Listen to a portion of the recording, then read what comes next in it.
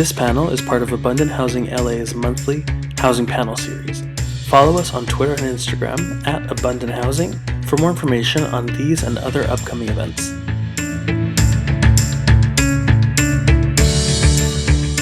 Hey, good evening to everyone. My name is Rod, and I'm the organizing director for Abundant Housing LA. And we're a pro-housing education and advocacy group focused on the YIMBYism within the LA region. And for those of you who don't know, YIMBY stands for Yes in My Backyard. And so I just want to say tonight you're going to hear from a range of experts working on solutions to address both housing and public health issues, from information and content accessibility to invisible housing, to tenants, to housing policy and land use and zoning.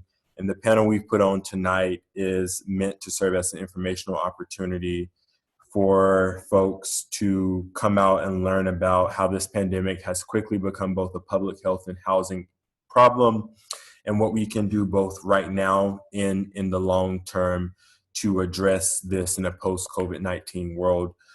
And with that being said, I'd like to introduce our moderator. And as everyone knows and is clear from the screen, our moderator is Sophia Bush. She's an American actress, activist, entrepreneur, and global education access advocate. She devotes her free time to bettering girls' education in their environment and focusing on education and education access. She also co-founded and sits on the board of I Am a Voter, which is a camp where she campaigns and promotes awareness of registration tools while encouraging all of us to use our resources to participate in the voting process. And most recently, she launched her podcast called Work in Progress, where she features frank, funny, personal, professional, and sometimes even political conversations around with people who inspire her, and they discuss how they've gotten to where they are and where they think they're going to go. She got to this point based on her aha moment of realizing that you're allowed to be both a masterpiece and a work in progress at the same time. And with that being said, I'm going to turn it over to Sophia to introduce our panelists for tonight. Awesome. Thank you, Rod. Before I get into everyone and all of your incredible backgrounds, I just want to say to attendees, I imagine that if you're here, it's because you're either informed on the issues we're going to talk about tonight or curious about them. And accessible and affordable housing has long been a problem in the nation, especially it is a problem that is rooted in systemic racism. It goes back to the government determining who could live where, who could use what loans to help them. Many of you have most likely heard this issue described by the term redlining.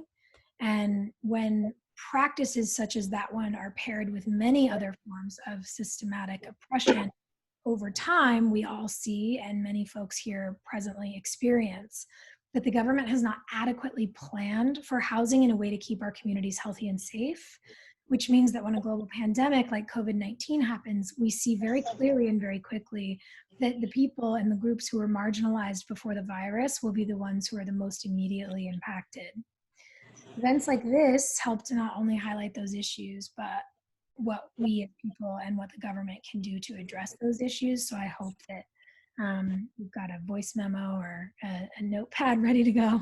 And I just really want to thank Rod and Abundant Housing for hosting this. I want to thank all of the panelists for being here and speaking, and to each and every one of you who've taken time on your Wednesday evening to participate. So with that being said, I would love to introduce the panelists. Jessica Rivera is here with us tonight. She is a microbiologist and a science communicator. She's dedicated the last 15 years of her career to research, public health policy, and access advocacy. Her specialty is in translating complex scientific concepts into impactful and judgment-free and accessible information for diverse audiences. She is currently working with the COVID-19 Dispersed Research Network, which is a team of researchers doing open source research and writing. And she's working with Lifeology, which is a platform that brings scientists and artists together to produce beautiful and easy to understand scientific content for the rest of us who don't have PhDs in emerging infectious diseases like she does. Next, we have Tanya Tull. Tanya is a nationally recognized expert on family homelessness. She is a social innovator and housing rights activist who began working in the nonprofit sector in 1980. She founded Para los Niños, which means for the children, in response to an article in the LA Times about children who were living in Skid Row hotels.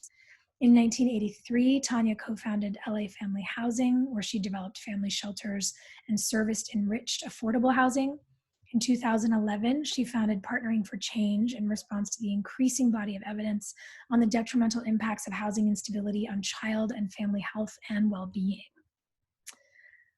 Susan Park is up next. Hi, Susan. Susan is the executive director of Asian Americans for Housing, which provides culturally competent in-language services for Asian Americans. She also works on Pan-Asian and interethnic solidarity. Susan co-founded a county-wide tenants and labor union with a dozen grassroots Asian American organizations. She and her family also own Revolucionario North African Tacos in South Central LA. If you have not been, you gotta go. Well, when we're allowed to leave our homes, obviously we can't go now. Leonora Kamner is up next. Leonora leads Abundant Housing LA day to day, works on building greater support for the growing network of AHLA volunteers who help us all support housing. Leonora has been a member and a volunteer of Abundant Housing LA since 2016. She is a longtime advocate for more housing and more affordable housing and serves on the Santa Monica Housing Commission.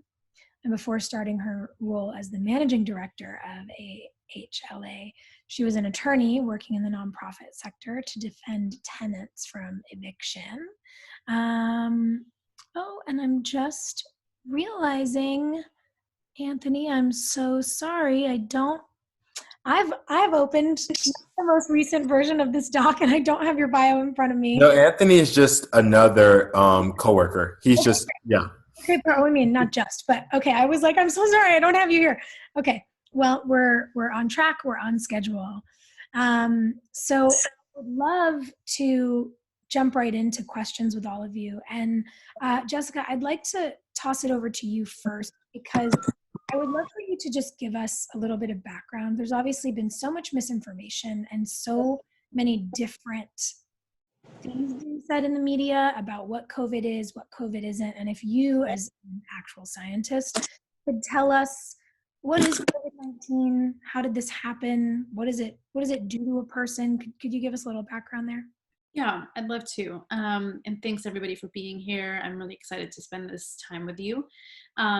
So take it back to some basic biology. SARS-CoV-2 is the virus that you guys have probably seen in some of the headlines. That's the actual virus that causes COVID-19. COVID-19 is the name of the disease. It's called SARS-CoV-2 because it is genetically similar to the SARS virus from the outbreak that we saw several years ago.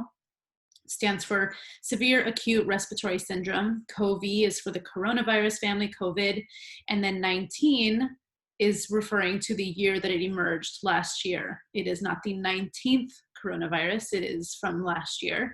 That's when it was first detected in Wuhan, in China. And the earliest cases that we have seen have been somewhere around mid-November to December in China.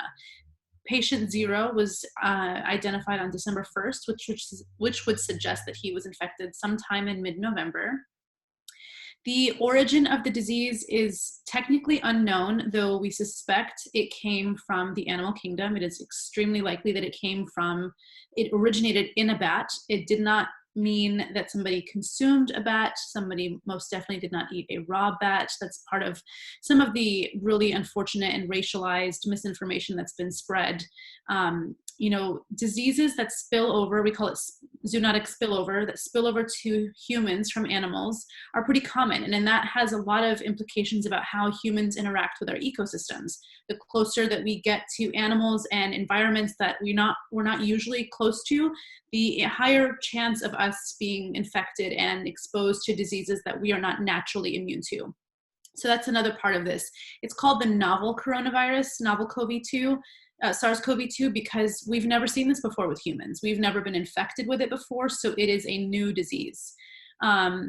Cases from China spread throughout the world, it's very likely that cases from China are how cases emerged in California. But as we saw travel restrictions and countries respond to the spread of the disease, it kind of just went everywhere. And that's kind of how diseases work. Diseases don't care about borders. Diseases don't care about who they infect. It is an equal opportunity pathogen. Anybody can get it, but there are things that can happen that can make people higher risk, and we'll get into that a little bit later. What SARS-CoV-2 is, like I said, it's a severe acute respiratory syndrome, so it affects the respiratory system of a person's body. If you've probably seen the way that the virus looks, it's got all these spikes on it, and that has to do with how it attaches to cells. So it's corona stands for crown, that's why it's got all these spikes on it, and it attaches to two receptors, or to a receptor that's primarily in two parts of the body, in the lungs and in the gut. That's the ACE2 receptor. And we express a lot of those two receptors in those two parts of the body. And what usually happens when somebody is infected is they manifest three kind of hallmark symptoms. They usually have a dry cough, fever, and some malaise and body aches. What's dangerous about this disease is that it seems to really trigger pneumonia quite early. The incubation period for the virus can be between 2 to 14 days, but some people can escalate in their acuteness pretty quickly. And so that's why we're seeing this high demand for ventilators, because we're needing people to have assistance in breathing because their oxygen levels are dropping and because their lungs aren't able to function for themselves. And initially, they were saying that people who were over 60 years old and people who had comorbidities, which means illnesses, pre-existing conditions, were at higher risk. And while that remains true, we've also seen that a number of young and healthy people are suffering severely from this disease. And so that's why some of these mitigation efforts have had to be so extreme, because everybody can get it and everybody can have a really bad outcome. We just don't know. As a scientist and as a science communicator, I will just correct the fact I don't have my PhD yet. I have my master's degree, but thanks, Soph. I'll get there. They are saying that the data is incomplete. So in many ways, nobody is the premier expert in corona and COVID-19 because it's new and we're all still learning. So there has to be a degree of humility and grace when it comes to how we present the information around COVID-19 and how the media discusses it. Pandemics are inherently political, and so it's not surprising that the way that it's been communicated has been confusing, misleading, and full of a lot of lies. And so that's why it's really important that we are making sure that we're getting our information from trusted sources. So I would say consistently check the WHO and the CDC for information as it relates to recommendations on what we should do. And we have some pretty outstanding governors in this country that are doing some really great things by listening to public health officials, by their departments of public health, by their state surgeon generals, and by the surgeon general of the country. So we do have some really great voices. We should be listening to them. And I think there is a due diligence that everybody can kind of kick in to make sure that we're all spreading good information. There's a concept in epidemiology called infodemiology, which is kind of the secondary infection that happens when an outbreak happens. And that's because there's so much information and it's hard to decipher. So I'm here to help answer any questions that you might have. If Sophia, you have any more, I'd love to get into that. But it's an overwhelming time for people in the science community and outside of it, but I'm here hopefully to help make that more accessible and less overwhelming. Thank you so much. And you answered my second question, which was, who should we be looking to for true information? Because it's nothing I think we would have expected that we wouldn't be able to trust the White House on information like this, but as we know, or information like this rather, but as we now know that we can't. To your point, there are some governors who are doing a great job. And would you say that regardless of state, I assume most people participating are here in California, but in case they're not, should we be looking to the WHO and anybody else you'd suggest? Absolutely. I mean, regardless of whether or not we withhold funds from the WHO is a leader in pandemic responses. They're a leader in disease mitigation, in vaccination campaigns. And so to try to mute them here is really just not a wise move. The CDC is working tirelessly on trying to provide healthy, helpful, and clear communications. They've had a few missteps because, you know, this is evolving and it's new and it's not really something anybody has had a roadmap to, you know. But I will say in pandemic response, which is a subcategory in public health, and I actually got my degree in this, pandemic preparedness is something that we as a country could have done better on. And so much of the fallout that we're seeing right now is because we were unprepared and we responded late. So we are in a stage of mitigation, and mitigation is a painful process because it's doing a lot of catch up. I think that the next few months are going to be more painful. And that's kind of like why we're here today, because I don't think that the fallout, especially the social and economic fallout that we're experiencing right now, is going to be released anytime soon. And so that's why we should be creative about how we can make sure that everybody is getting the things that they need to live and thrive and work and survive in this community and in this environment. When you talk about social and economic fallout, Tanya, I'd like to kick it over to you. Before we actually get into how COVID is dealing with our housing issues in LA, I would love for you to explain to participants a technical term from your work. Can you talk to us first about what invisible housing is, and then who is most likely to be living in invisible housing, what their life experience looks like? Yeah, I think the term is invisible homeless, the homeless men, women, and children who are not visible on the streets. And so why? Because they're not living on the streets. You mentioned in my bio that I founded Para los Niños and then LA Family Housing in 1983, just a few years after that. What we did from 83 to 88 is develop two of the first family shelters in Los Angeles that weren't for domestic violence. And what I saw was families with children who weren't being recognized at that point as part of the increasing homeless population, cycling in and out of shelters for months and even years at a time.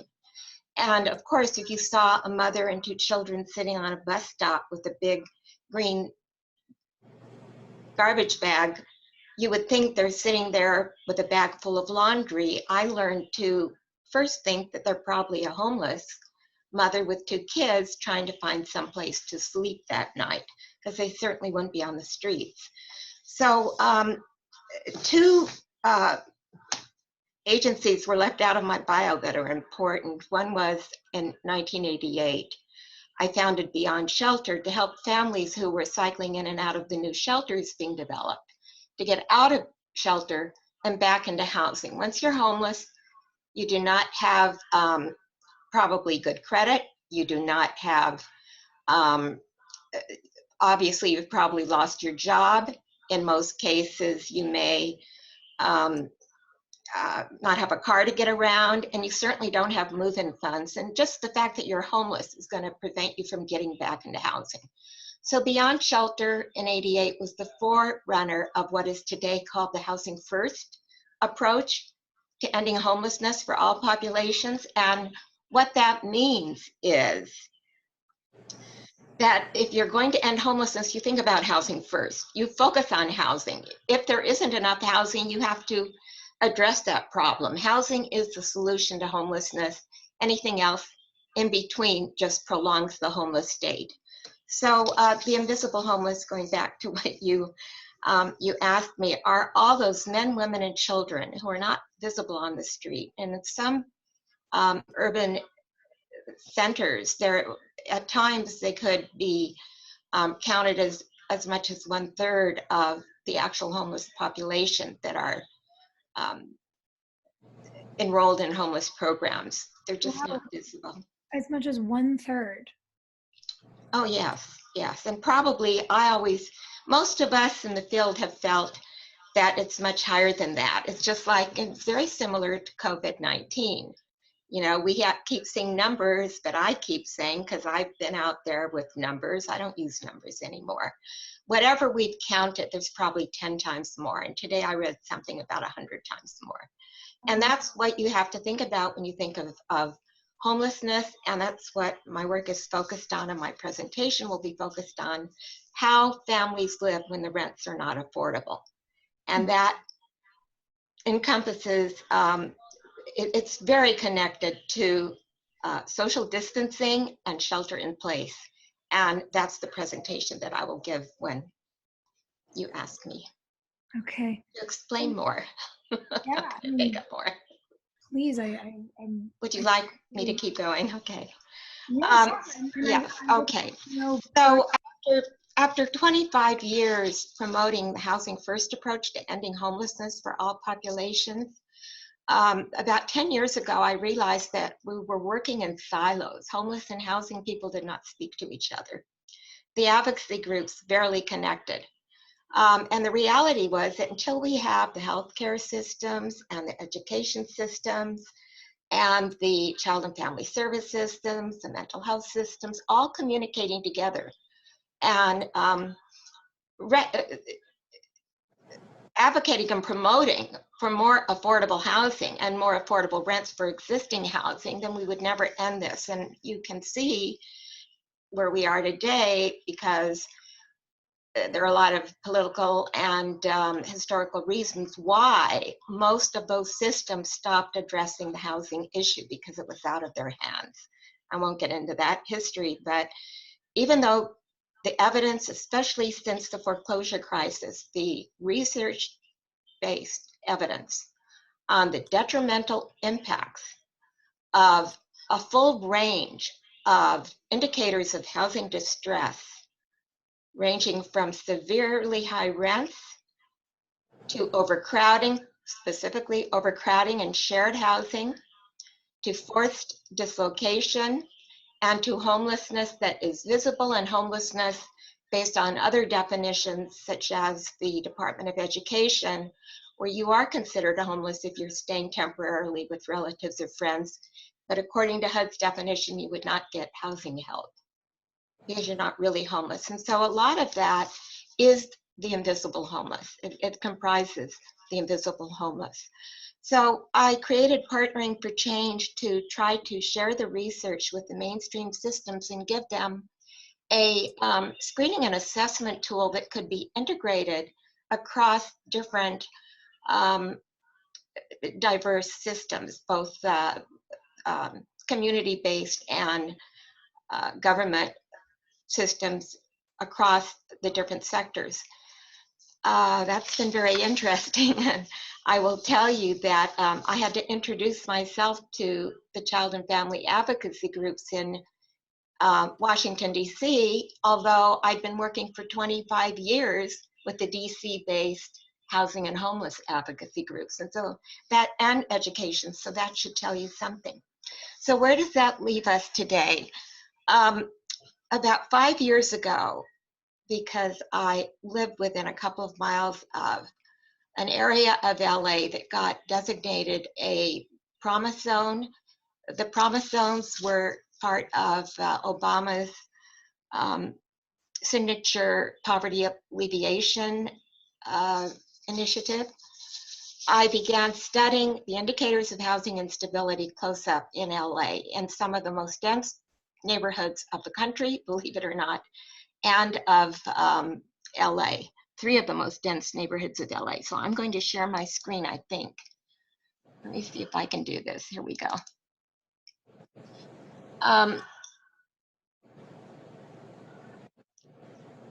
Just a minute. So what are the indicators of housing instability I'm talking about? And this relates to our pandemic response, and the fact that whole segments of very low income poor people are not going to be able to distance themselves and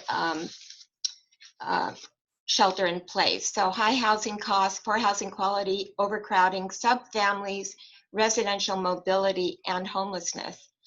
And other indicators would be people who are moving every few weeks, doubling up with friends and relatives, being turned away from emergency shelters, living in abandoned buildings and cars, walking the streets. I've known mothers with babies to walk the streets at night.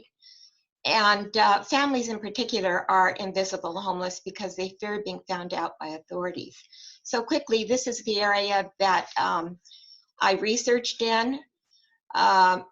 Of the population and the residents, the majority, very distinct, different ethnic neighborhoods, very diverse neighborhood, but a lot of poor men, women, and children, and elderly. So basically, we got to thinking after researching we were trying to find out what were the most prevalent indicators of housing distress, and we found out that every indicator of housing distress was prevalent in those neighborhoods, and that usually there were multiple indicators of distress at the same time. So I want you to visually see what I'm talking about, because we all drive through these neighborhoods on our way from the west side to downtown, or from downtown to other parts of the city. And there are a lot of 4-story buildings built in the 1920s. If you go into them, the hallways are always clean and newly painted because inspectors come around. But when the inspectors come around, they don't get into the units. 73%, 95% of the residents of those neighborhoods are renters. They're only 5% homeowners. And 73% of the units are studios and 1-bedroom apartments. And this is an example of what a studio might look like, not a studio that a young millennial is renting in Santa Monica. This is where families are sheltering in place. This is a studio apartment, a mother with 2 children. The mattress comes down on the floor at night. I want you to think about this because I haven't been able to sleep. I have not been able to sleep. This is what a typical room would look like. And you've got 3, 4 kids and maybe 2 mothers sharing the space, and they're locked in there now, and they're supposed to do their homework. Typically, a studio apartment has bunk beds, and then the parents roll out a mattress on the floor. Kitchens are often, people sleep in closets. I found 3 children sleeping in a closet on blankets because a mattress didn't fit in. Now, these kids are at LA Unified School District. They're supposed to do their homework. Now they're supposed to study at home. So I'm going to tell you that the long-term impacts of this pandemic,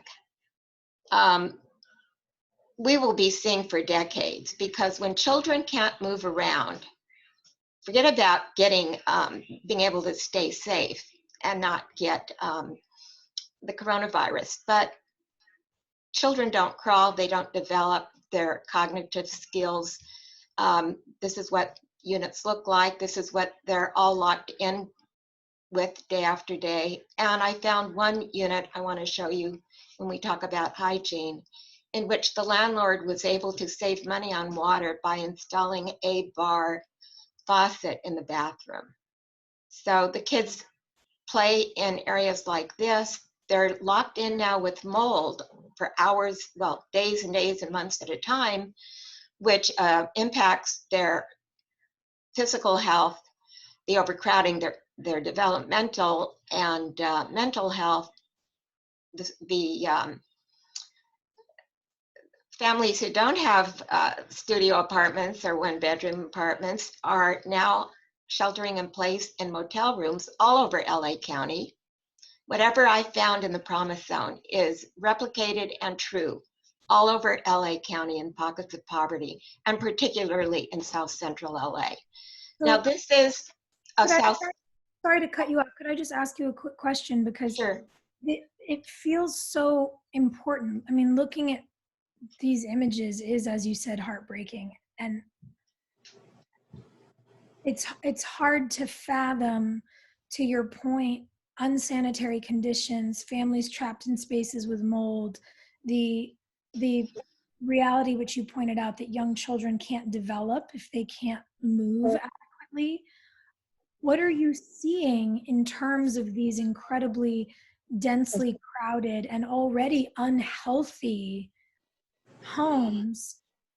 Are you guys already seeing in your organizations larger spreading of COVID in situations like this? I'm not tracking that, but the Department of Public Health is tracking that. They're already giving out some reports on the widespread, the greater spread among the African American neighborhoods population, and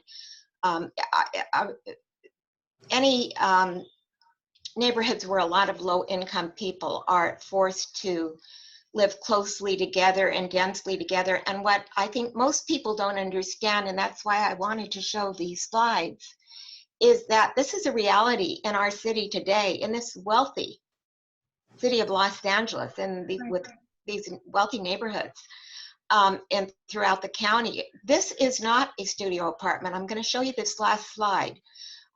This is a UN Special Rapporteur on the human right to adequate housing about 10 years ago, and I pulled this slide out because it's an example of where families are living today more and more as the rents keep increasing. And this is worse than the studio apartments I showed you, because in this case, bunk beds are rented out in rooms for different families to pay to live on a bunk bed.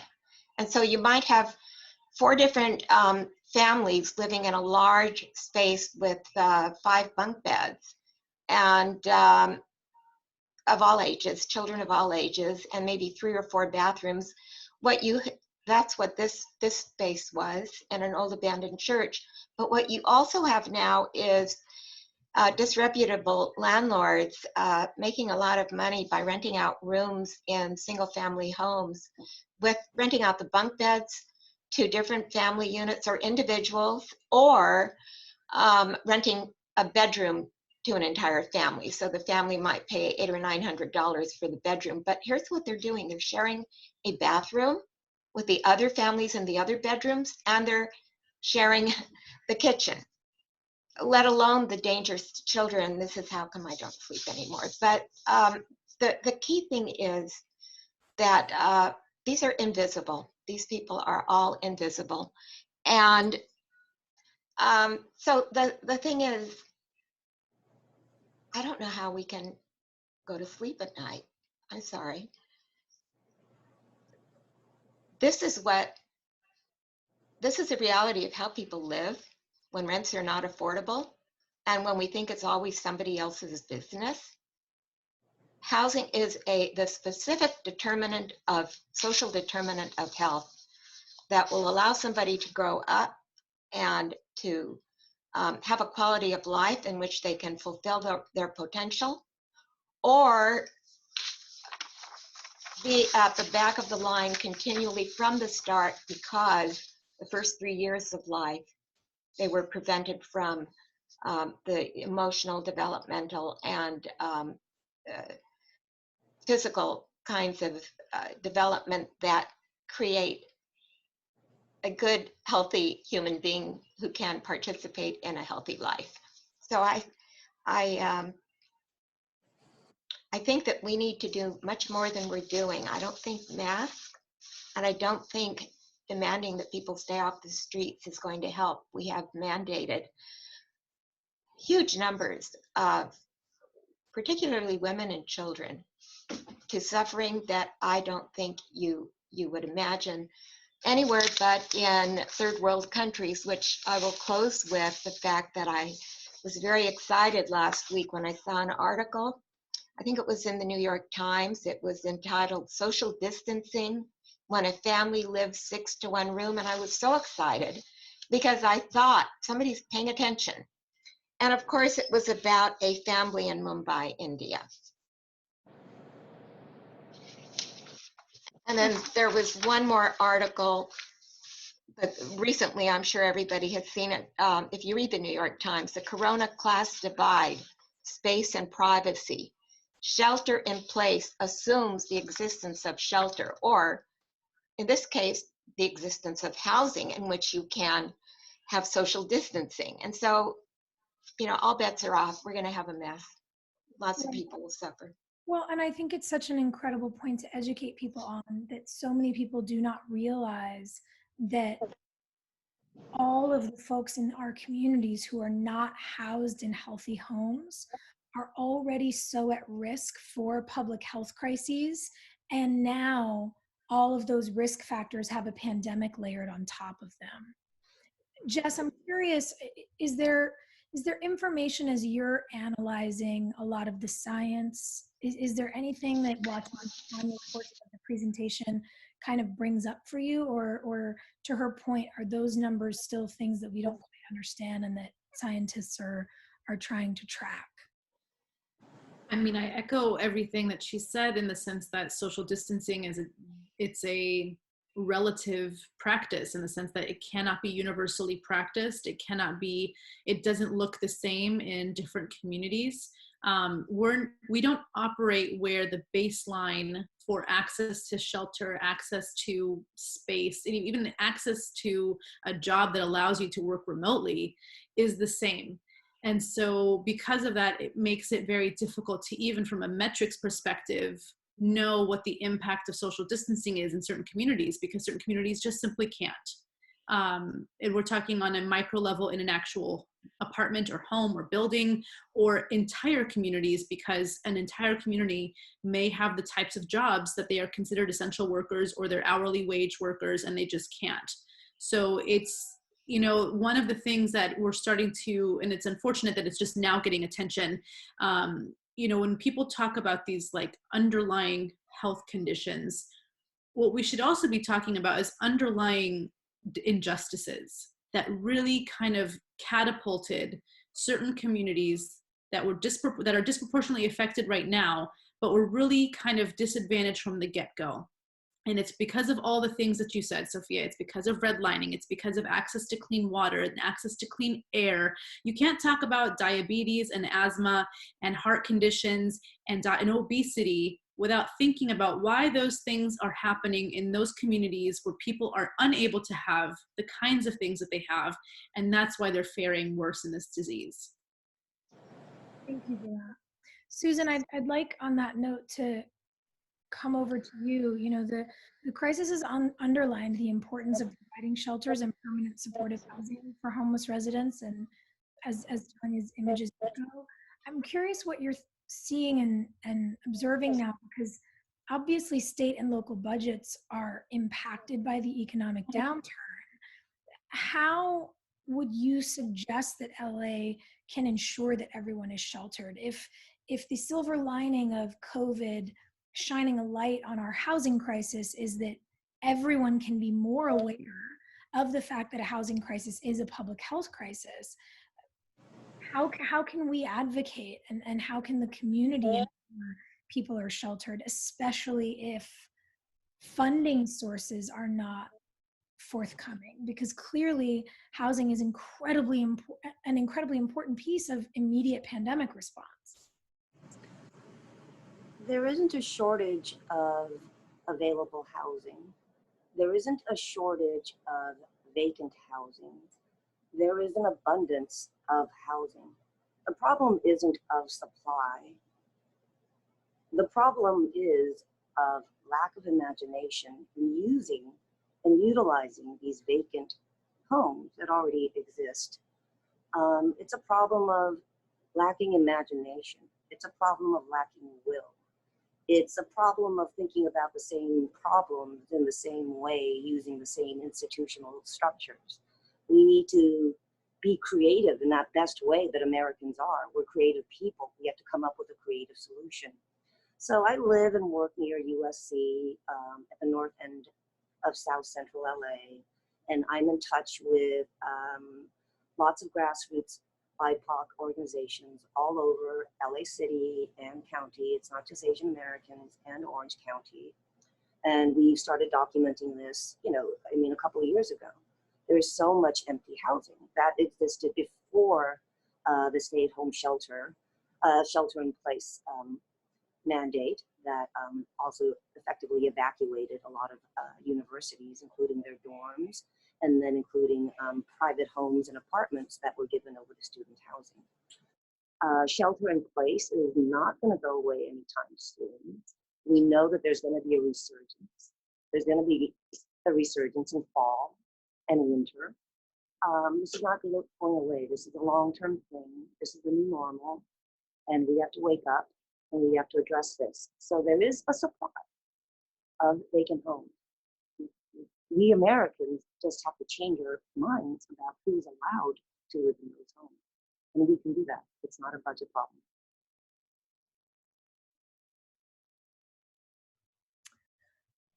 Did you want me to? Oh, I'm sorry. I was like, something came up on the window and I was like, I thought I unmuted myself. I don't know. I'm curious, understanding, as you mentioned, the abundance of available housing and the way that these price shifts have been happening and people have been forced out of housing and are living in conditions like the ones that Tanya just showed us. What do you think is an effective strategy to respond to that crisis in terms of COVID? Would it first be all of us clamoring and advocating for eviction moratoriums? What do you think it is we need to be doing kind of to triage the situation? I think we need to offer people free housing because this is the reality. People always say, what's going to pay for it? Who's going to pay for this? Who's going to pay for this? It should be offered gratis. It should be offered for free. It should be a human right. And people who worry about costs, I'll tell you this, leaving those vacant houses, vacant apartments, vacant luxury units, vacant mansions, vacant is going to create the problems, environmental problems that poor people have to deal with in very rich neighborhoods. They will create more public health problems in very rich neighborhoods. Rich people will create their own environmental problems. First of all, they can't have their maids coming in to clean anymore, right? They're cleaning their own spaces. I really don't, I've been in rich homes, rich people don't know how to clean up after themselves. They have abandoned properties next door. They're living in luxury apartments with abandoned, vacant neighbors, no neighbors, invisible neighbors, no neighbors. Those dwellings are going to become increasingly infested with vermin, and the public health issue that mostly poor BIPOC have been having to deal with will infest itself upon affluent and rich neighborhoods too. It's better to offer free housing because the cost of vacant housing will be dramatically higher. And the human cost, the financial cost, the environmental cost of a critical mass of vacant, untended for, uncared for housing will be worse. And there's the real reality that, as we've discussed, a housing crisis is a public health crisis. And we know that the more sick people we have on our hands as a community, the more that treating those illnesses when they're further along and more serious costs the entire system. And it seems to me that we need a real reassessment of what we do with our resources. What would it take to create eviction moratoriums right now? Do you think that that's a realistic goal? I think another thing I want to mention is, we Americans, we've talked about this again and again. We fail to take preventative measures, right? But there is one preventative measure that we can succeed at. We can be number one with this. We can rapidly rehouse people. That's a huge preventative measure. America can catch up. We can catch up. We can start chasing COVID-19 and COVID-20 instead of being chased by it. Because right now we're panicking and we feel like we're being chased by it. But free housing and rapid housing in all available housing, which is abundant, is a really great way for America to catch up with COVID-19. And another really great way to do that is with eviction moratoriums. You have people, especially people who are low income, don't have access to information, or even if they had access to information, they don't understand. Okay? When landlords threaten people like this, they become more stressed, anxious, jittery, nervous.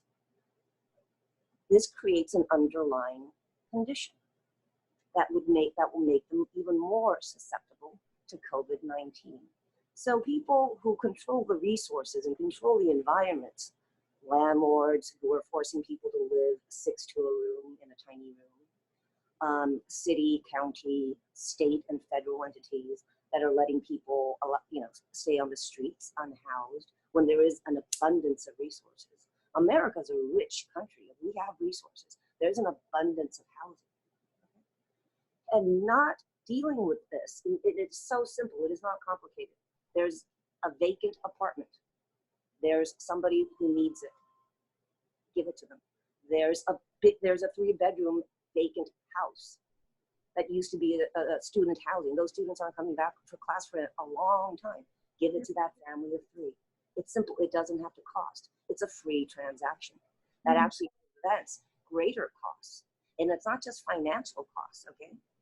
Financial cost, the cost of letting this just spiral is going to be, the financial costs are going to be huge. Okay, and the costs. COVID-19 doesn't know social or economic boundaries. It goes everywhere. It is everywhere. COVID-19 isn't racist. People want to make COVID-19 about race and racialize it, but COVID-19 doesn't care if you're rich, or if you're white, or if you're Asian, or if you're Black. Can I ask you a question on that subject? Because as Jessica so wisely pointed out, the misinformation that came out of this came from a person who ate a bat, which is not true. Zoonotic viruses have spread from various animals to people throughout history. That's why they have a whole classification. There has been such increased and horrific racism against American communities.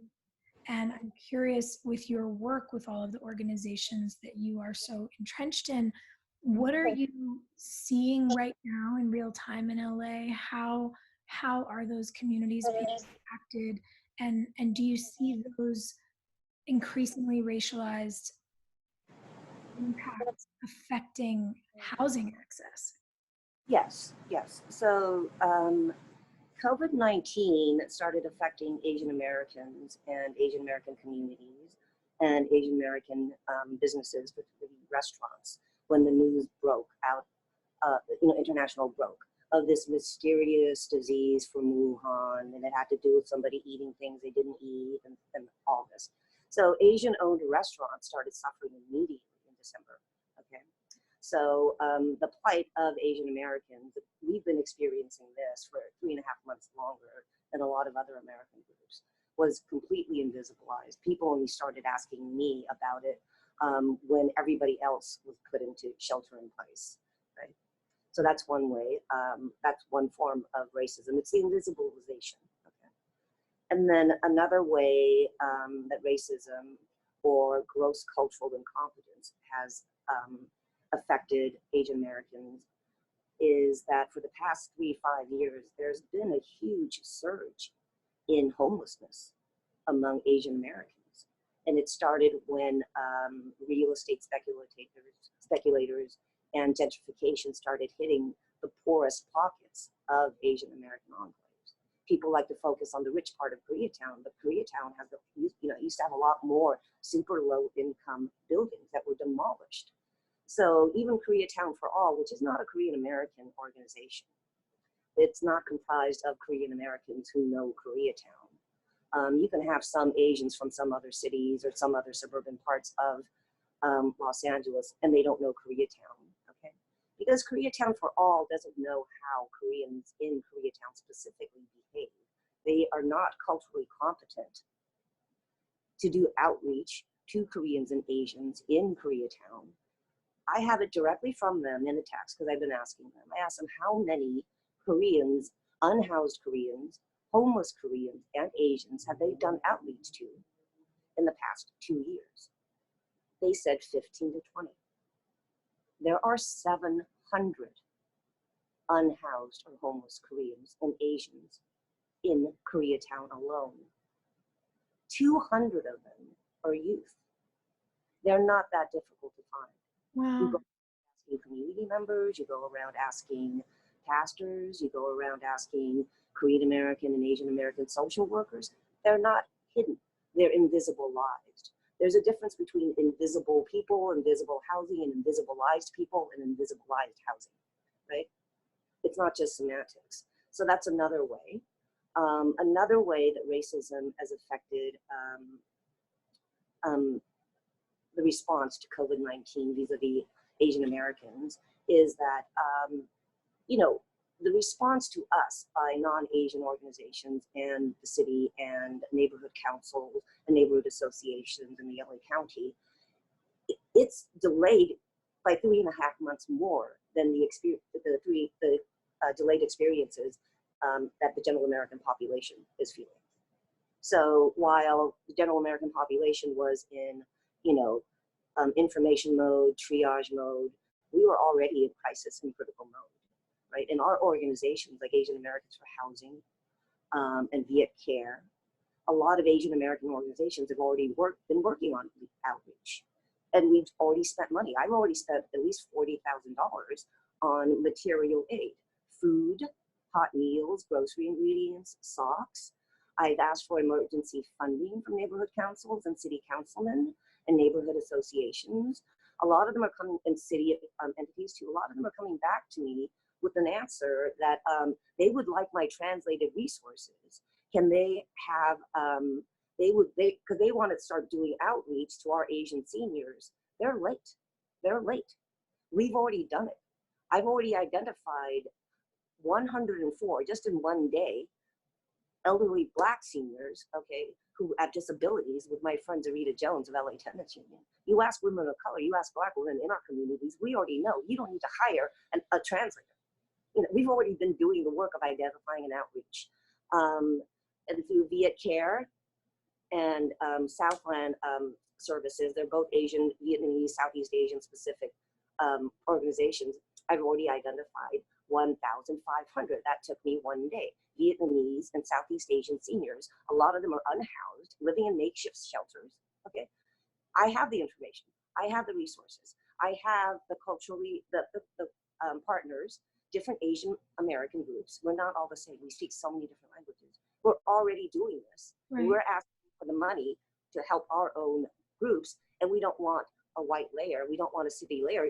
Delaying aid to Asian Americans is gross negligence. It's creating a liability for these organizations that are refusing to fund what they're supposed to fund.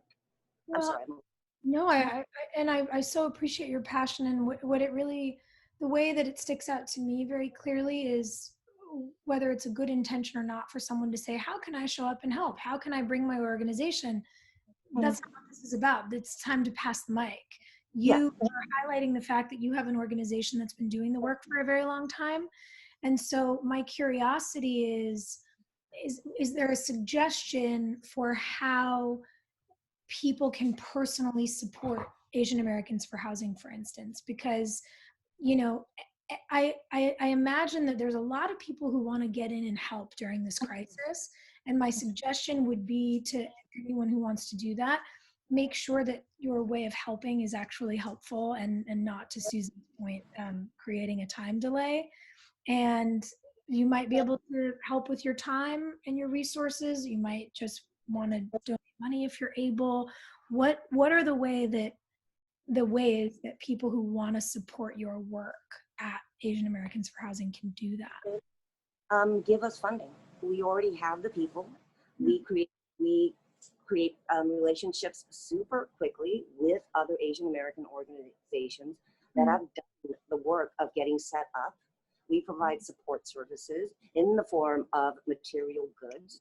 We buy things in bulk quantities. We buy things in very large bulk quantities. We don't buy retail, we buy wholesale. We distribute rapidly. We are able to get food care packages, grocery ingredients, a competent person in language, Vietnamese, Cambodian, Cantonese, Mandarin, Korean, a range of Asian languages, somebody who can ask for more, do more outreach immediately on the spot. And we cannot delay this any longer, because Right. some of the things that you saw from Tanya's photos of the super tight, living quarters. We have Southeast Asian seniors in Orange County living in even more cramped quarters. Their sleeping area, their living area is basically the size of a closet that's flipped on its side.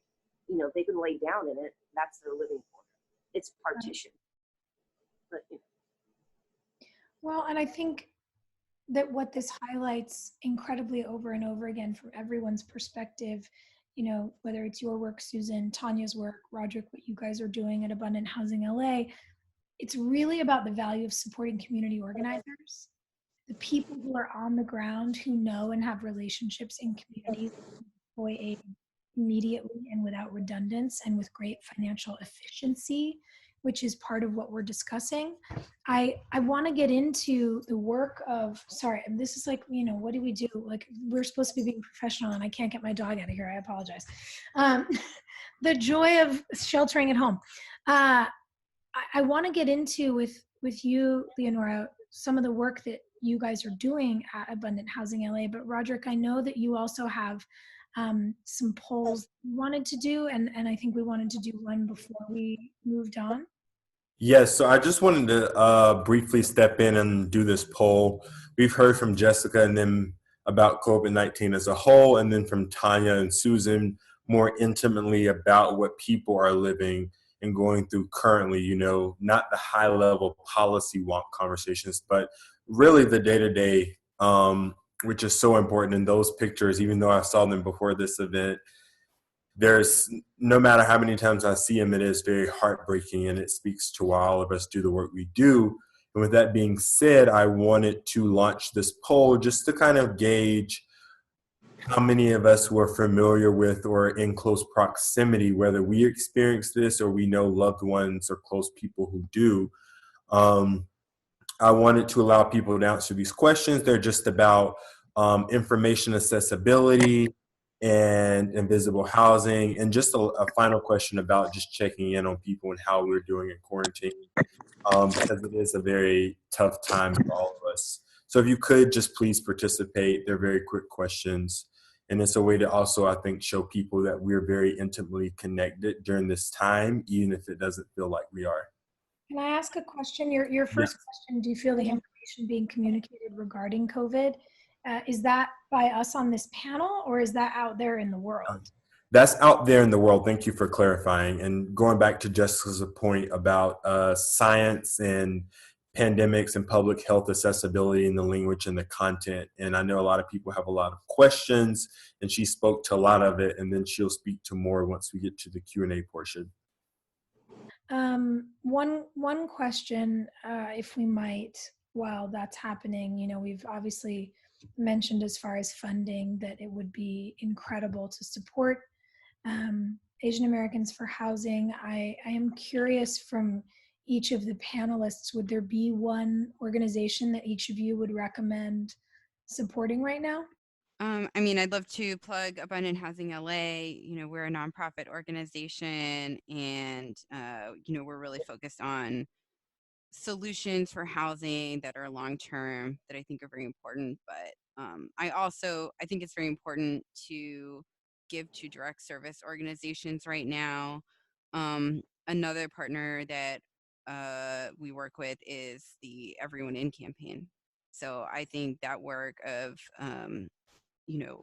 building, supporting more housing that serves unhoused people, that's very important. That goes back to what Tanya was talking about with Housing First. And I'm sure, Tanya, you have other organizations that do that service that you'd want to recommend as well.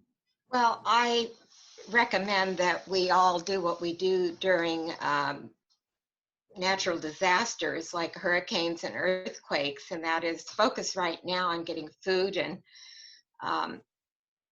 other kinds of basic necessities out to people who have to stand in long lines to just eat. So yes, we should be doing that. But Along with that, and that's why I want to thank Abundant Housing LA for inviting me to participate on this panel. I'm nuts, but I just co-founded with a young social impact real estate investor, a new nonprofit organization called Welcome to the Neighborhood USA. Welcome to the neighborhood. You need to really think about it. We do need to get people into the empty units, Susan. I'm so glad you said that. But a lot of those empty units are in neighborhoods throughout Southern California and certainly throughout the city of LA. Empty apartments, empty homes. But what I learned with the Housing First approach to ending homelessness is housing provides the stable base for moving forward. And so you don't have to give people housing. You give people housing who can't afford to pay for housing at all, but there are always shallow subsidies, and stable housing provides the opportunity for people to climb the ladder. And so the point is that we should be filling up all those empty spaces everywhere right now, at the same time that I welcome help in a few months with Welcome to the Neighborhood USA, because what we're doing there is we are acquiring R2, at least duplex properties, and some single family homes that are in the proper zoning areas. And right now, the city of LA, for example, allows 5-bedroom, 3-bath duplexes where there used to be a single family home in an R2 zoned area. So that's great if you have a huge family or you want to run it as a boarding house, which is another way to get youth and single individuals who need to get into stable housing in order to go to school or go to work. But if they're allowing that, then how about allowing for 2-bedroom, 1-bath units in the same space? And if they're allowing that, what's wrong with 10 studio apartments for single individuals? And Housing First has become a little bit mutated in that I don't believe that you don't do services before housing. You do services before, during, and after. Everybody in our community needs services and interventions during a crisis. But those services have better outcomes if, in fact, you're in a stable place to live. And if you've experienced any kind of housing instability or homelessness, you absolutely need a period of time where you just try to, stable housing that helps you overcome stability in housing over time, to overcome the traumas that we have put on these people because we have not implemented the international treaties that we've signed decade after decade on the human right to housing. Right. That is a basic human right, and you can't have anything else, any quality of life without it. So let's first fill up those empty apartments, and then let's figure out some rents that people can afford for some of those units, and let's build some new units on existing space. But more importantly, Welcome to the Neighborhood USA says we need to do this new housing in the neighborhoods where people live. And this is not a separate subclass in America. To the point that you're making, Tanya, I actually have it's a perfect segue because I have a question for Leonora. In terms of when we're discussing density, you just mentioned why not also create the opportunity to house 10 people in studio or single use spaces. Leonora, there are opponents of new housing, especially here in LA, who are sort of, it seems to me, bastardizing the pandemic and arguing that Corona is showing that dense living is unhealthy. Dense living when people don't have healthy living is unhealthy, but many people are living in dense situations and doing just fine. because their spaces are safe spaces. Their apartment buildings are safe apartment buildings. So I would ask you as the expert from Abundant Housing LA, do you think that this argument about living density is a valid concern? And how would you as an expert there talk to us about how to advocate successfully for the health advantages of safe, dense living? Yeah, Sophia, I think you're exactly right to differentiate between dense living with housing and dense living without housing. Mm. In the city of LA, we have density, but we have a lot of density of unhoused people and people living in overcrowded conditions. And that's a real problem in the pandemic, when people aren't able to isolate themselves, when they don't have a safe place to live and they don't have housing stability. And that's not the same as dense living in the sense of building dense housing, building apartment buildings where a lot of people can have homes. Those are completely different concepts. And one of them, the situation of people living in overcrowded conditions without adequate housing, that's a serious health problem. Whereas density in terms of having more housing where we need it, which is near jobs, near transit, in high cost areas, that's actually good for people's health. It reduces pollution. It allows people to live in walkable environments where there's less car dependence.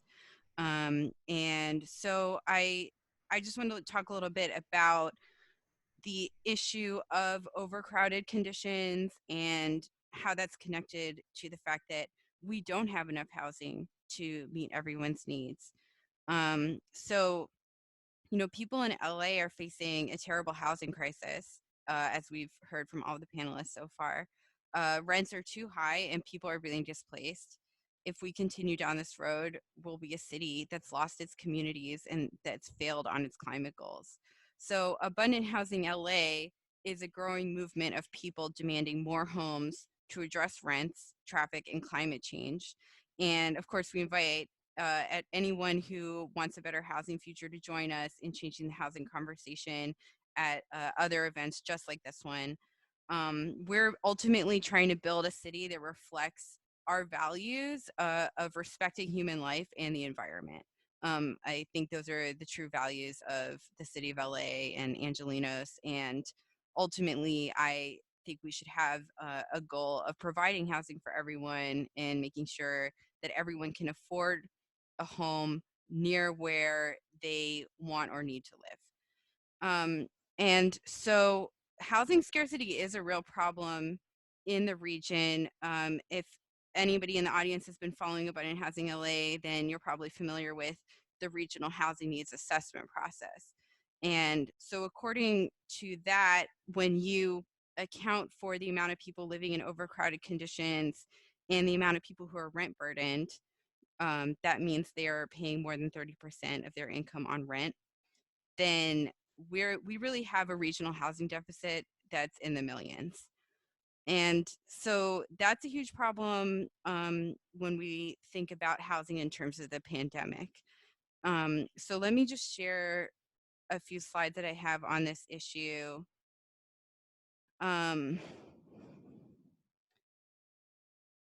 So income inequality and housing scarcity mean that safe housing conditions are not available to all during the pandemic. That's a real health crisis.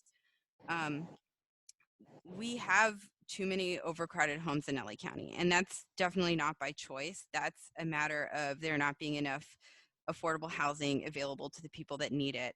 And when the social distancing recommendations recommend that people stay 6 feet apart, that's really impossible for the people who are not able to live in safe conditions without overcrowding.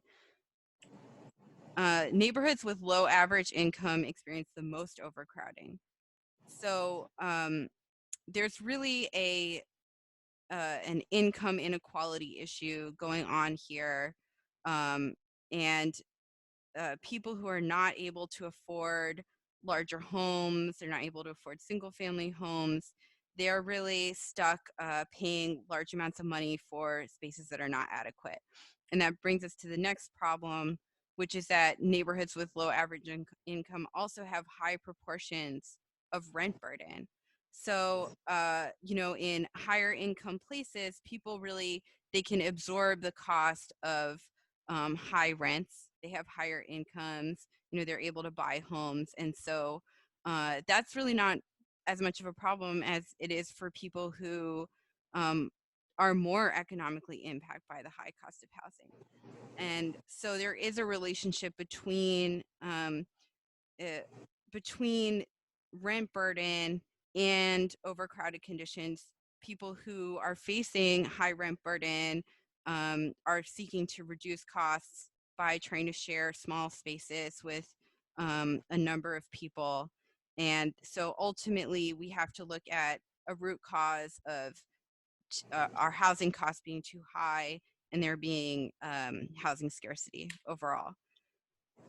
Households experiencing overcrowding are more vulnerable to the spread of the virus. And so this is really the connection where we come to our housing problems and our housing crisis that's really been building up over decades in LA.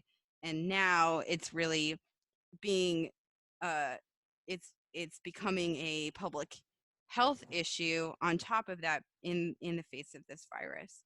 So our poor housing conditions, our housing crisis are really contributing to the spread of this disease and putting us all in danger, really. So, but of course, people living in overcrowded conditions are really the most at risk here.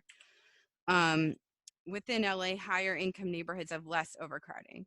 So again, this makes sense when we consider the fact that wealthy exclusionary areas, they actually financially benefit from housing scarcity. People who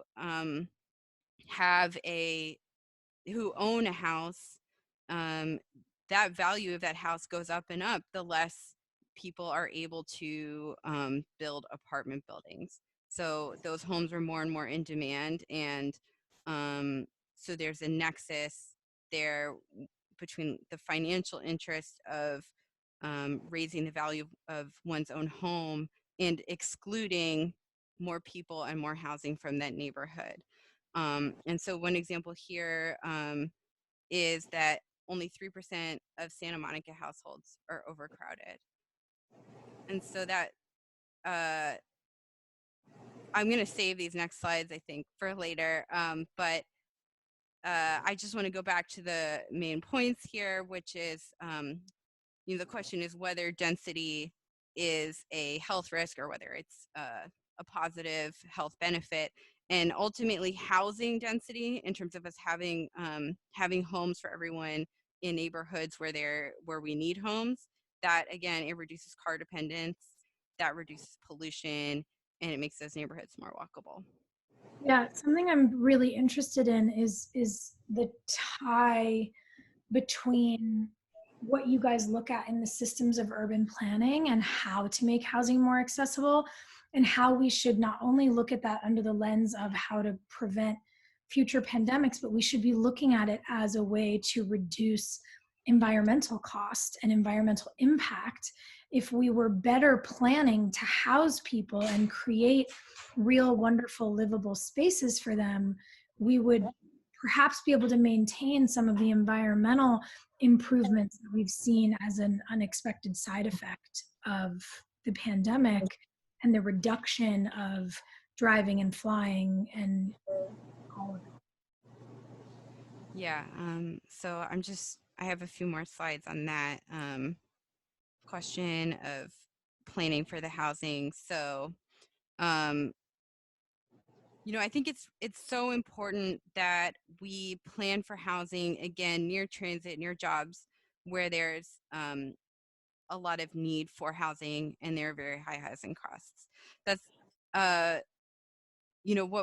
what that is ultimately important for is reducing suburban sprawl into the environment. And so one connection that I wanted to make is between the destruction of environmental habitats with the rise of pandemics. It actually makes it more likely for pandemics to arise the more that we destroy ecosystems. So I found this quote from Dr. Peter Daszak that habitat destruction and degradation can reduce the health of animal hosts, which in turn compromises their immunity, allows pathogens to spread. And then importantly, we disrupt their ecosystems, hunt them, build houses next to them, etc. That allows the viruses they carry to enter the human population. And this is a real issue, and this is an issue in LA. I put some pictures here of a recent housing development called Tejon Ranch, which is a development that occurred way out in the mountains recently to respond to housing demand. So people wanted to live in the region, and so that demand was being sent out to the mountains basically, and they destroyed this natural environment here to make way for this suburban sprawl, when ultimately those homes really should have been infill development. We should have been trying to reduce the footprint of the city, preserve our natural environment. And so, the question is, if we have this housing demand and we don't want it to be out here in the mountains in these natural habitats that we need to protect, then, where is it going to go? And it's really going to have to go in these neighborhoods where, again, where that there is that need, that demand, those are really the exclusionary neighborhoods. And so to go back to this picture, this is a picture of a recent home that was built in Santa Monica. And yes, that might look like a large apartment building, but that is actually a single family home. Apartment buildings are not legal in this neighborhood. So apartment buildings are not allowed to be built. So something of that size that could accommodate, eight apartments, that's really only allowed for one family. And so that's the ultimate luxury housing, is using the space in a city with a lot of jobs and with rail transit, using such a large amount of space there just for one family, and allowing large buildings to be built there that could house a lot of families, but are really only allowed because of zoning to be for one family. And the truth is that in this area in Santa Monica, there's a long history of racial exclusion and economic segregation. And that's really tied very closely to these land use rules that exist now that exclude that multifamily building. So I guess I'm trying to make the connection here between this type of zoning that basically only allows these luxury single family buildings, and I want to connect that to the destruction of the environment, because when we don't allow more homes in this type of place, then people are going to have to build homes out in a way that ultimately is going to make climate change worse, and it's going to increase the likelihood of future pandemics. So you think that these conversations we're having about housing density should really be looked at through the lens of how we can either help or hurt the chances of pandemics recurring in the future? Yeah, that's right. I think, in some ways, everything comes back to the issue of climate change, and protecting the environment. I really think that in some ways it's as simple as that. We need to be planning for housing and doing urban planning in a way that is environmentally sustainable. And when we don't do that, not only are we putting the earth at risk, but we're putting ourselves at risk too, because we are increasing the likelihood of future pandemics when we destroy the environment. And the increase in long car commutes, that's a climate issue as well. So that that harms our ability to reach climate goals, but it also pollutes the air, and that's a health issue too. So I had this statistic on here too, that 1,341 people in the LA area die annually due to air pollution.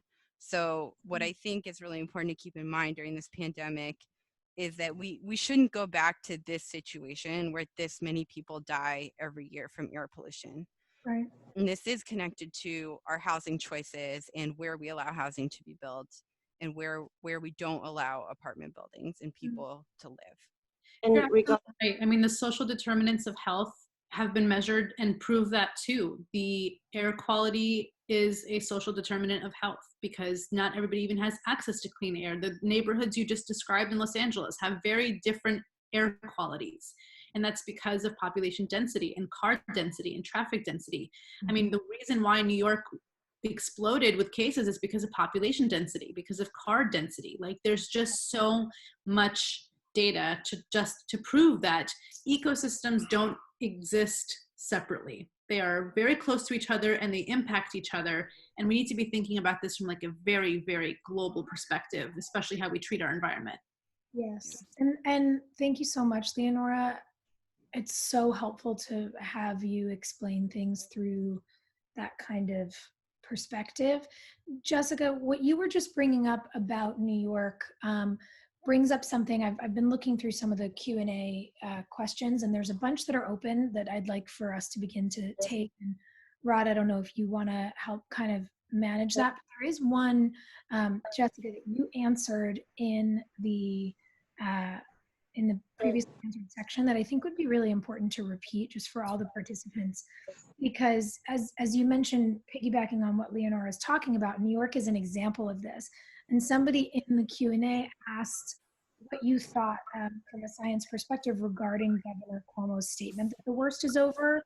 Is that for New York? Is that for America? Is that not accurate? Are we unable to tell yet? And I think that so many of us are clinging to some hope, and obviously New York was the first kind of really hard hit city, and so they could potentially be the first to recover.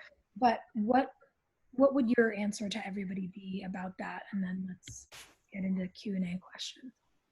Yeah, I mean, I think it's a bit difficult to make that case for the entire nation. I think Cuomo might be correct in the sense that the New York healthcare system might be on the cusp of no longer being overwhelmed, which is kind of the whole point of us talking about flattening the curve. The point of flattening the curve is to make sure that our ICUs and our hospitals are not inundated to the point where people are also dying from preventable deaths. And that's people with COVID-19, suspected COVID-19, and other acute healthcare issues that couldn't be triaged properly. So New York hospitals might be kind of seeing that flip, as we're seeing here in California too. We're actually in California starting to see the decline from the curve on the opposite end, which is really encouraging.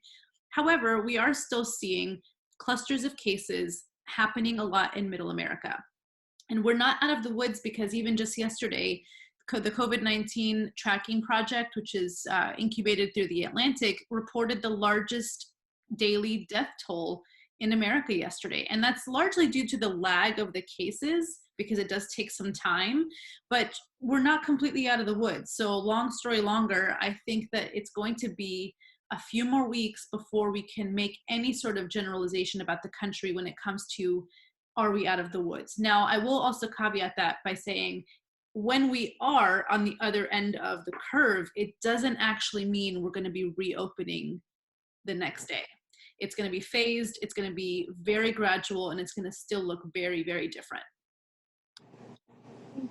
Project, do you want to take over? And Yeah, I was going to say, I'll handle the Q&A since you've been asking so many questions.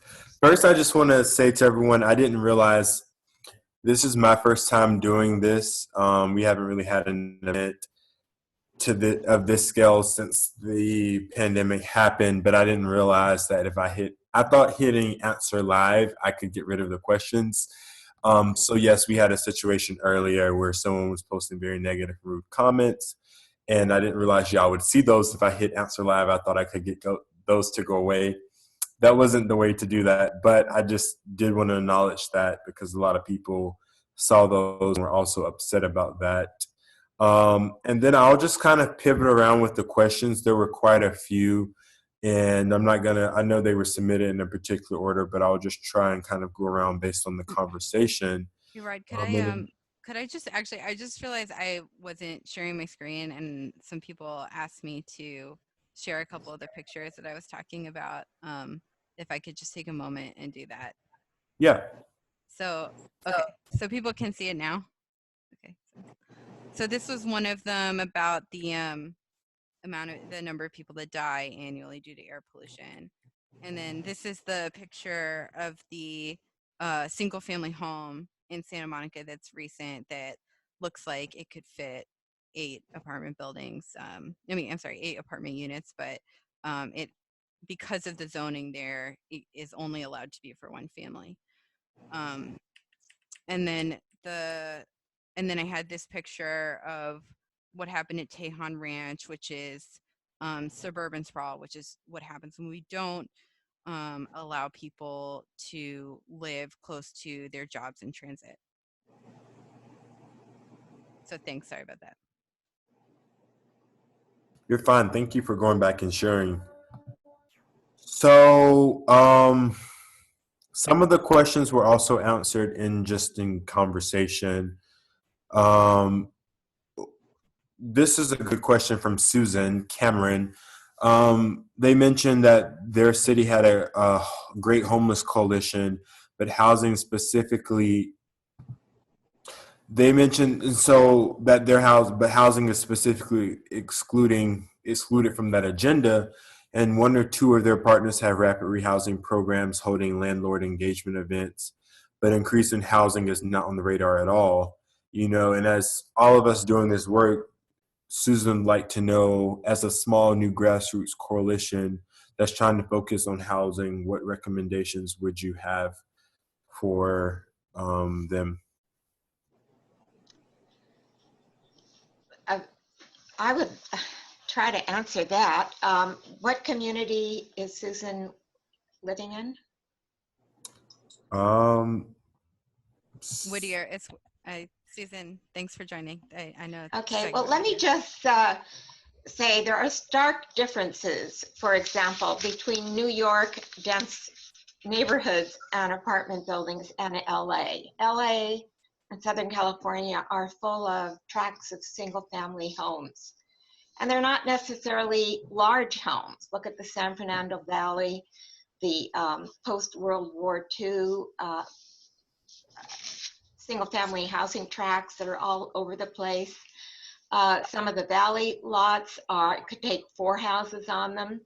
And even in South LA, there are beautiful neighborhoods, beautiful old neighborhoods that have single family homes on them that could, in fact, easily, and this is where I started with the new nonprofit, Welcome to the Neighborhood, just imagining, along with the ADU initiatives that LA has been promoting, the accessory dwelling units. I went much further than that. That's nice. Let's put that in a backyard. But how about also promoting the conversion of a single family home into a mixed residency of maybe an elderly person in a studio apartment, living next to a 1-bedroom with a young mother and child, and the back of the house converted with a legal extension into a 2-bedroom, 2-bath for a small family, and 2 students in the backyard. People live in community. We need to stop segregating by income and neighborhood. I saw this in Pittsburgh when I did some work there a few decades ago. In 2000, the segregated neighborhoods were visible. They were very close in and just divided by streets. And there was the rich neighborhood and the low-income neighborhood, and you didn't cross. And a lot of East Coast older communities are like that. LA can be different. We're spread out geographically. We need to integrate these missing units into the existing blocks. And I truly believe that that is the one big answer. I have done tax credit very expensive, low-income, affordable housing projects with 3 of the nonprofits I work with and founded. And the average unit, as you know today, particularly in coastal California, not so much inland, is 500,000 to 600,000 for a maybe a 1-bedroom apartment. That's not what we need to be doing. If we integrate housing onto existing lots, smaller units, adapt the existing structures on other lots so that they don't change the look of the neighborhood, then the average cost will be $100,000 to $150,000. And so if I'm going to do another shout out, if you get to my website, we're looking for social impact investors after this crisis is over. Small investors who are willing to participate in buying a lot that has a house on it that can house with a little renovation or complete rebuilding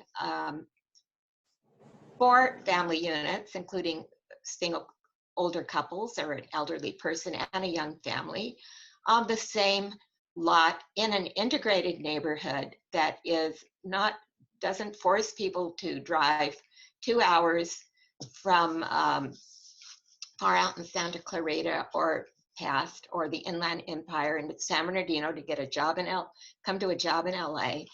So we're improving the environment, we're increasing affordable units, and we're not creating the density that people think about when they think of density. In LA, they think that means an apartment building with 30 units on the corner. It doesn't.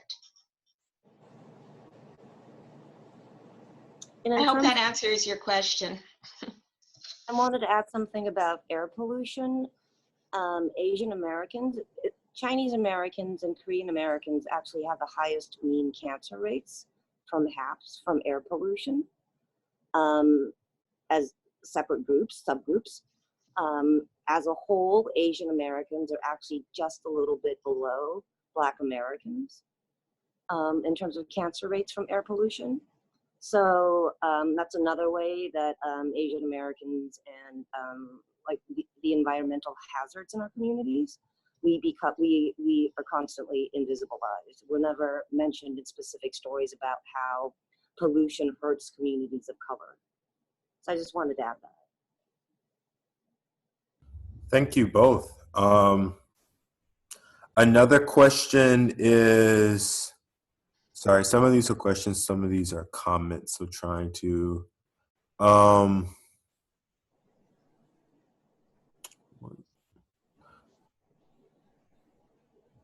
so I'm not sure, and maybe Matthew can clarify this. Matthew has, forgive me for mispronouncing the last name. The question is that there are over a dozen universities in LA County, but do these provosts work in unison to address affordable housing? Student housing and mills are more expensive than market rate housing. Many universities have this living, education, and environments as a way to drive revenue, but there's a disconnect. They are the largest employers hiring and employing workers, and third-party vendors that have limited non-living wages, but are also nonprofits who pay no taxes. And so I guess the question, well, that is not a question. It's I guess that was just a statement, though. Yeah, it was just a statement. We I can thought have it was statements too, I think. It's interactive. So, and we spoke about this earlier.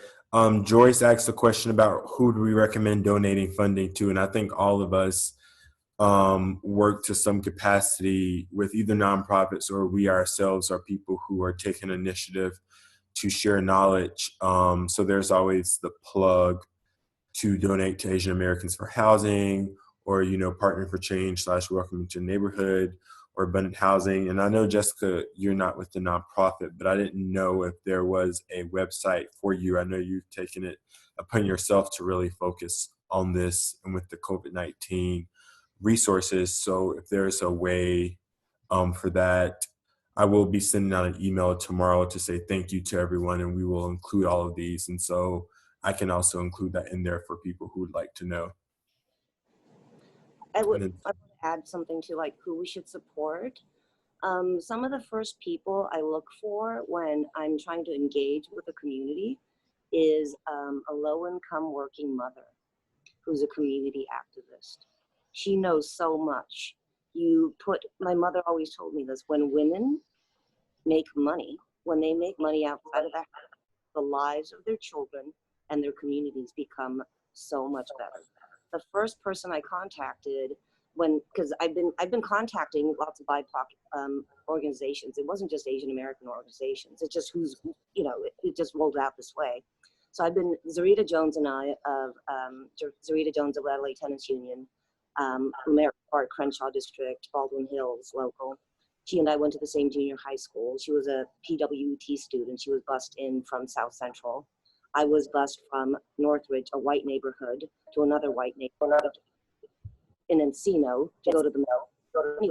You engage with women like this and put material resources, cash, food, grocery aid, and what does Zarita do? She doesn't hoard it. She's already telling me about 104 people, largely low-income, elderly Black folks who need aid.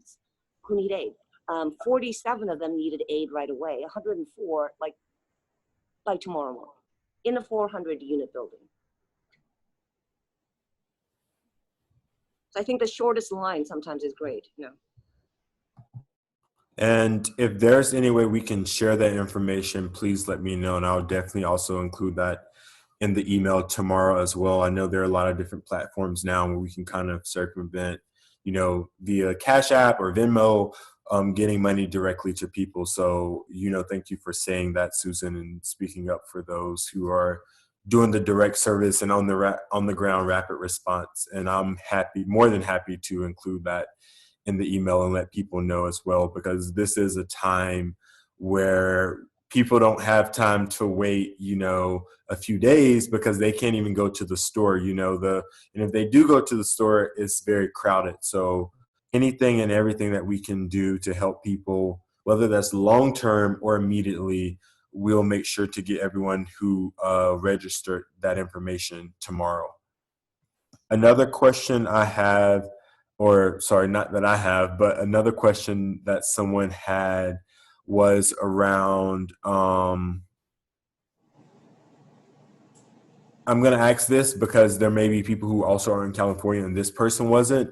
They're living in New York City and their family's home in Pennsylvania, which I feel because I'm in LA and I'm originally from North Carolina.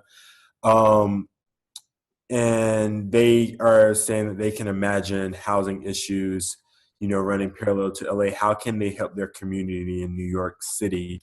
And more broadly speaking, how can anyone who feels that they aren't living near, whether that's the community they live in or where their family is at, what are recommendations that people have or who to reach out to? I know you just spoke, Susan, about reaching out to those women of color who are already working more intimately with people. That's one group. Are there other places, groups, people that y'all would recommend people reach out to? I'd like to just suggest that you reach out to child and family service agencies, because they will often have specific families that need help the most. And often, I think for me right now, working out of Los in Skid Row, I would be giving families a shopping list for a specific family that had a specific shopping list they needed. For example, special types of food that a child cannot eat, or food for younger children or for older children who were not able to get all the food nutrition they need from the school giveaways. Which brings up a question: what are they doing with the families who don't have cars at LA Unified, where you're supposed to drive up? I'm asking a question. You're supposed to drive up to the school to get your meal handed to you. What if you don't have a car? It's like the COVID-19 testing station that just went up somewhere in LA that you could only come into if you had a car. Was it in New York? I think it was San Francisco too, drive-through. Right, but most of the people in the neighborhood didn't have cars. So I'm just saying, you can just donate money, but you can also specifically reach out and say, what can I do specifically for a family or for an elderly person? I just want to give a shout out also to the pro housing organization that's in New York, Open New York. So if anybody is in New York and is interested in an organization that does similar pro housing advocacy to Abundant Housing LA, then you should check out Open New York. Perfect. Thank you. Another question from Stephanie is about what happens if a second shock wave of COVID happens, like what's happening in China? How do you think we should prepare as of now, since once numbers go down, there's a tendency to reduce the isolation and social distancing? And is there anything that can be done now? But obviously done from home, since we can't really, most of us are not going out or can't really get together and congregate. And that's probably best suited for Jessica. But I'll go ahead and say it live for everybody. Yesterday, Governor Newsom addressed 6 goals that are intended to really prepare us for exactly this. I think it's important to consider the fact that COVID-19 will be persistent until we have a vaccine.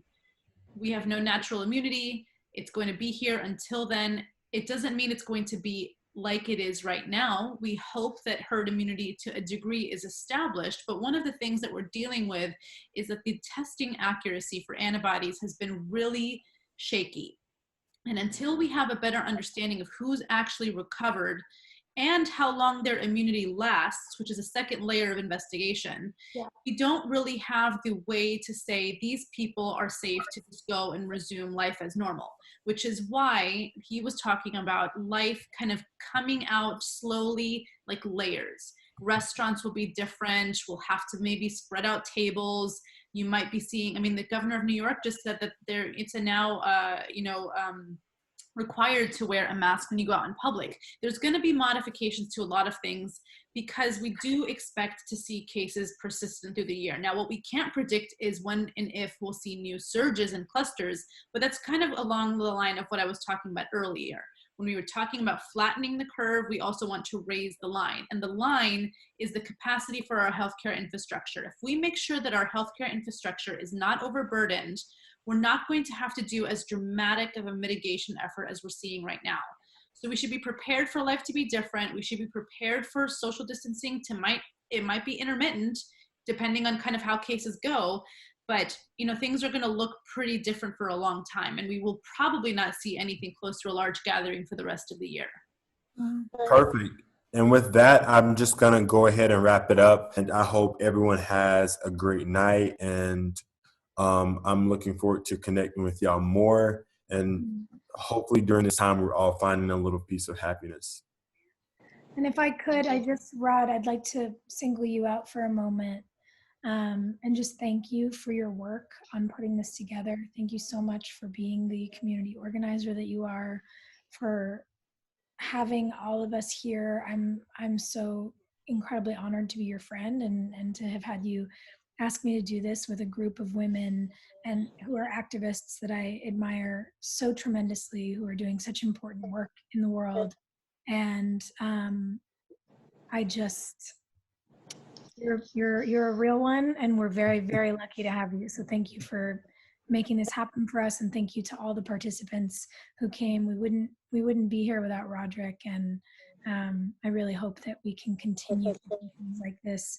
To Jessica's point, as we're not able to gather in person for a long time, I think we can continue to make really impactful strides like this. So thank you, ladies, for being here, and cheers, everybody. Thank you, Sophia. Thank Thanks, you. everyone. Thank you, Rod. This was great. Bye. Have a good night. Bye. Bye. Thanks, everybody. Bye. Thank you.